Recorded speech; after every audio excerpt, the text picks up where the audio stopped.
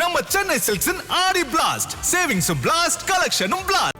காவிரியில் கர்நாடக அணை கட்ட தமிழ்நாடு அனுமதி தேவையில்லை என கூறிய மத்திய அமைச்சர் ராஜ்பூஷனுக்கு முதலமைச்சர் விஜய் எதிர்ப்பு. மத்திய அமைச்சர் ராஜ்பூஷன் கருத்துக்கு எதிர்ப்பு தெரிவித்து பிரதமர் நரேந்திர மோடிக்கு முதலமைச்சர் விஜய் கடிதம்.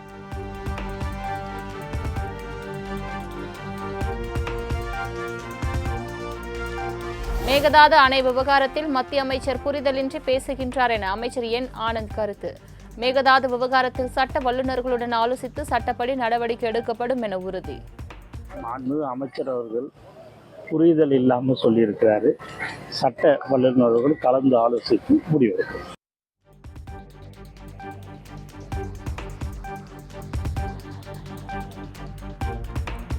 மேகதாதுவில் கர்நாடக அரசு அணை கட்ட விடமாட்டோம் என அமைச்சர் செங்கோட்டையன் திட்டவட்டம். அணை கட்டுவதற்கு ஒரு செங்கல் கூட எடுத்து வைக்க முதலமைச்சர் விடமாட்டார் எனவும் பேட்டி.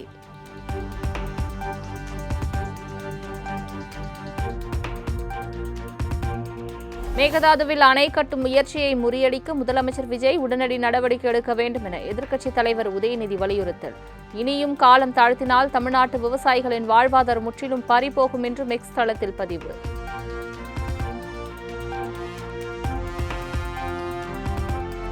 மேகதாது விவகாரம் தொடர்பாக மத்திய நீர்வளத்துறை இணை அமைச்சரின் பதிலுக்கு இபிஎஸ் கண்டனம். மத்திய நீர்வளத்துறை இணை அமைச்சர் மாநிலங்களவையில் அளித்த பதில் தமிழக மக்களிடையே அதிர்ச்சியை ஏற்படுத்தியுள்ளதாகவும் அறிக்கை.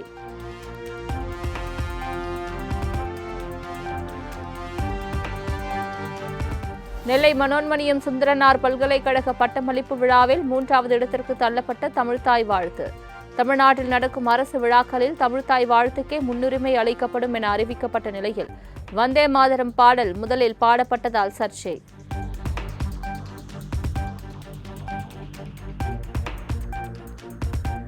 நெல்லை மனோன்மணியம் சுந்தரனார் பல்கலைக்கழக பட்டமளிப்பு விழாவை புறக்கணித்த உயர்கல்வித்துறை அமைச்சர் விஸ்வநாதன். நிர்வாக காரணங்களுக்காக அமைச்சர் பட்டமளிப்பு விழாவில் பங்கேற்கவில்லை என துணைவேந்தர் விளக்கம்.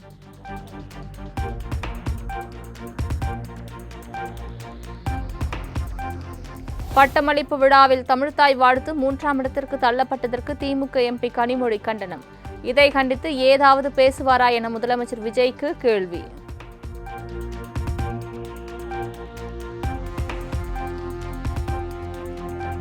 தமிழ்த்தாய் வாழ்த்தை 3ஆவதாக பாடப்படுவதை அனுமதிக்க முடியாது என அமைச்சர் சிடிஆர் நிர்மல்குமார் பேச்சு. நெல்லை பட்டமளிப்பு விழாவில் தமிழ்த்தாய் வாழ்த்து 3ஆவது இடத்திற்கு தள்ளப்பட்ட நிலையில் கருத்து.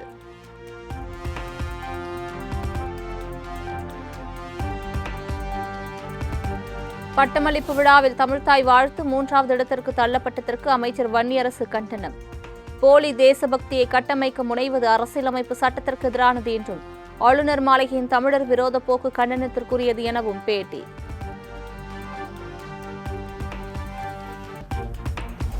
தமிழகத்தின் மாநில பாடலான தமிழ்த்தாய் வாழ்த்தை 3ஆம் இடத்திற்கு தள்ளுவது கடும் கண்டனத்திற்குரியது. தமிழ் மண்ணில் தமிழை 3ஆம் இடத்திற்கு தள்ளுவதை ஒரு நாளும் ஏற்க மாட்டோம் என தாவேக ஐடி விங் உறுதி.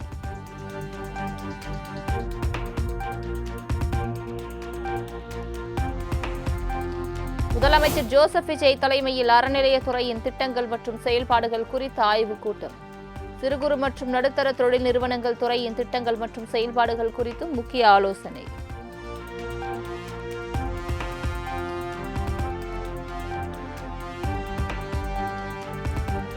இந்து சமய அறநிலையத்துறை நிர்வாக வசதிக்காக 2 மண்டலங்களாக பிரித்து அரசாணை வெளியிட்டது தமிழக அரசு.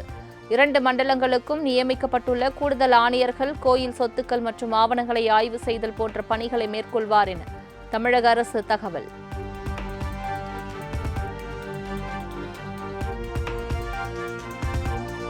திமுக எம்எல்ஏக்களுடன் எதிர்க்கட்சித் தலைவர் உதயநிதி ஸ்டாலின் காணொலி வாயிலாக ஆலோசனை கூட்டம். பட்ஜெட் கூட்டத்தொடரில் எழுப்ப வேண்டிய பிரச்சினைகள் குறித்து அறிவுறுத்தல்கள் வழங்கப்பட்டதாக தகவல்.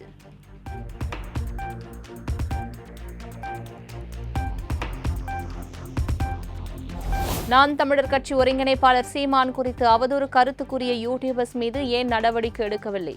யூடியூபர்ஸ் மீது உடனடியாக வழக்கு பதிவு செய்து நாளை அறிக்கை தாக்கல் செய்ய உயர்நீதிமன்ற மதுரை கிளை உத்தரவு.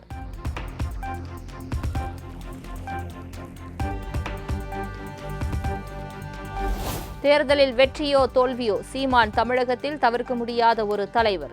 சீமானுக்கு எதிரான அவதூறு வழக்கில் உயர்நீதிமன்ற மதுரை கிளை நீதிபதி விக்டோரியா கௌரி கருத்து.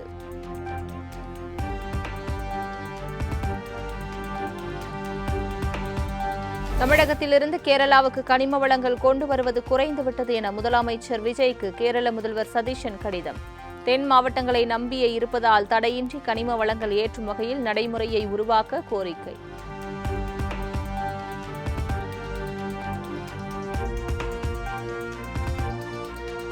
நெடுஞ்சாலைத்துறை முறைகேடு தொடர்பான வழக்கில் முன்னாள் அமைச்சர் ஏவாவேலுவுக்கு எதிரான லுக் அவுட் நோட்டீஸ் ரத்து. வெளிநாடு செல்லும் முன் நீதிமன்ற அனுமதியை பெற வேண்டும் எனவும் சென்னை உயர்நீதிமன்றம் உத்தரவு.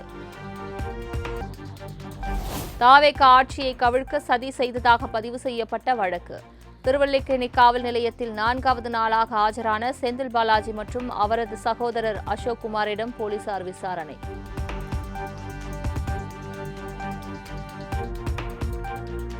விருதுநகரில் புதிதாக அமைக்கப்பட்டுள்ள செயற்கை புல்வெளி மைதானத்தை திறந்து வைத்த அமைச்சர்கள் ஜெகதீஸ்வரி மற்றும் கீர்த்தனா. புல்வெளி மைதானத்தில் கிரிக்கெட் விளையாடி அசத்திய பெண் அமைச்சர்கள்.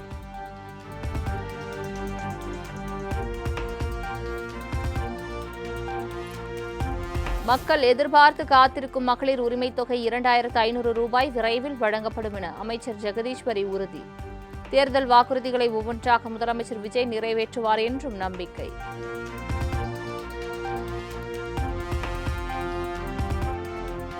சென்னை போயஸ் கார்டனில் ரசிகர்களுடன் பிறந்த நாள் கொண்டாடிய நடிகர் தனுஷ். ரசிகர்களுக்கு நேரில் கை கொடுத்தும் மாடியிலிருந்தும் கை அசைத்தும் மகிழ்ச்சி.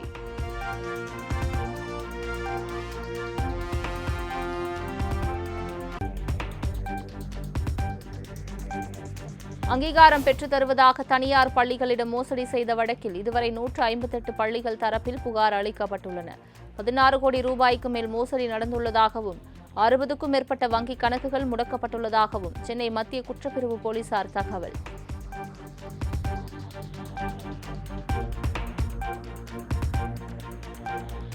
நெல்லை மனோன்மணியம் சுந்தரனார் பல்கலைக்கழக பட்டமளிப்பு விழா. 61 வயதில் முனைவர் பட்டம் பெற்று மாற்றுத்திறனாளி சாதனை.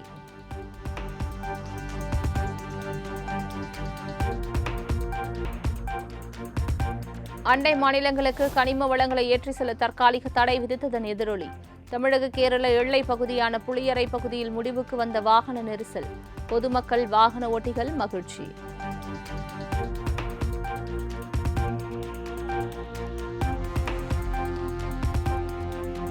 சேலம் மாவட்டம் வாழப்பாடி மகளிர் காவல் நிலையத்தில் பூக்கட்டும் மகளிர் காவலர்கள். புகார்களுக்கு தீர்வு காண வேண்டிய காவலர்கள் மேஜையில் பூக்களை கொட்டி வைத்துள்ள காட்சிகளை கண்டு பொதுமக்கள் அதிருப்தி.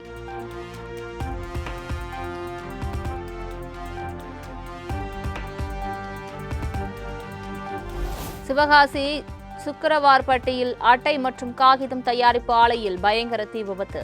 பல லட்சம் ரூபாய் மதிப்பிலான உபகரணங்கள் தீயில் கருகி சேதம்.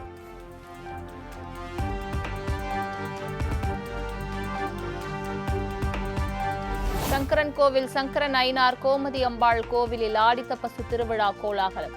கோமதி அம்பாள் தவகோலத்தில் தபசு மண்டபம் நோக்கி வீதி உலா வந்த நிலையில் பக்தர்கள் மனமுருகி வழிபாடு.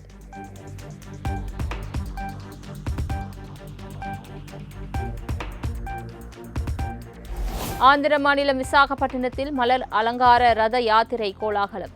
ஆயிரக்கணக்கான பக்தர்கள் பங்கேற்று தரிசனம்.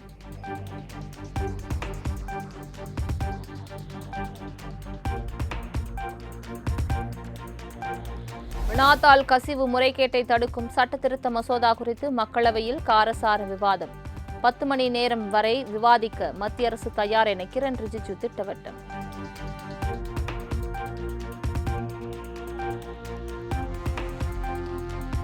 பொது தேர்வுகளை நடத்த பிரதமர் மோடி புதிய குழுவை அமைத்துள்ளதாக மக்களவை மத்திய அமைச்சர் ஜிதேந்திர சிங் பேச்சு.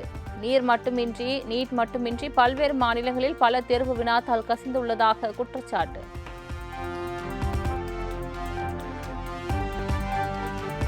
முகநூலில் இருந்த பிரதமர் மோடியின் பதிவு தவறுதலாக நீக்கப்பட்டதாக மெட்டா நிறுவனம் விளக்கம் அளித்துள்ளதாக தகவல். பிரதமரின் வீடியோ நீக்கம் குறித்து மத்திய மின்னணு மற்றும் தகவல் தொழில்நுட்ப அமைச்சகம் சம்மன் அனுப்பிய நிலையில் விளக்கம்.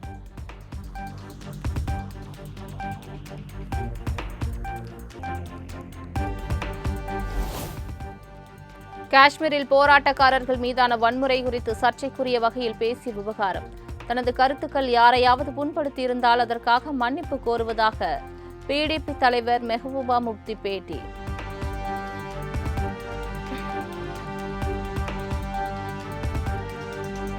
தலைநகர் டெல்லியில் கொட்டி தீர்க்கும் கனமழை. பிரதான சாலைகள் வெள்ளத்தில் தத்தளிப்பதால் வாகன ஓட்டிகள் பாதிப்பு.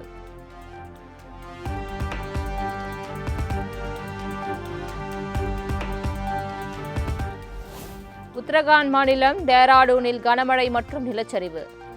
முசூரியார் சாலையில் ராட்சத பாறைகள் சரிந்து விழுந்ததால் போக்குவரத்து முடங்கியது.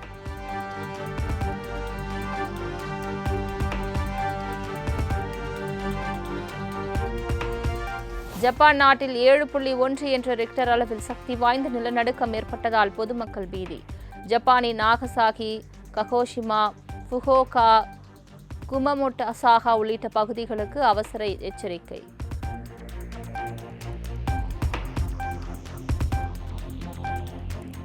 ஜப்பானில் பல்வேறு பகுதிகளில் சக்தி வாய்ந்த நிலநடுக்கம் ஏற்பட்டதன் எதிரொலி. கியூஷு விரைவுச்சாலை பாலம் சேதமடைந்த நிலையில் 50க்கும் மேற்பட்டோர் காயமடைந்ததாக தகவல்.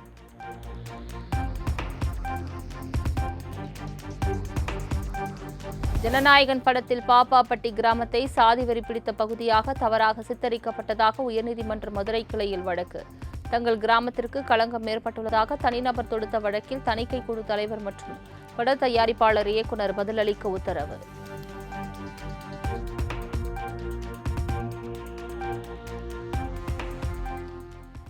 நம்ம சென்னை சில்க்ஸின் ஆடி பிளாஸ்ட் சேவிங்ஸும் பிளாஸ்ட் கலெக்ஷனும் பிளாஸ்ட்.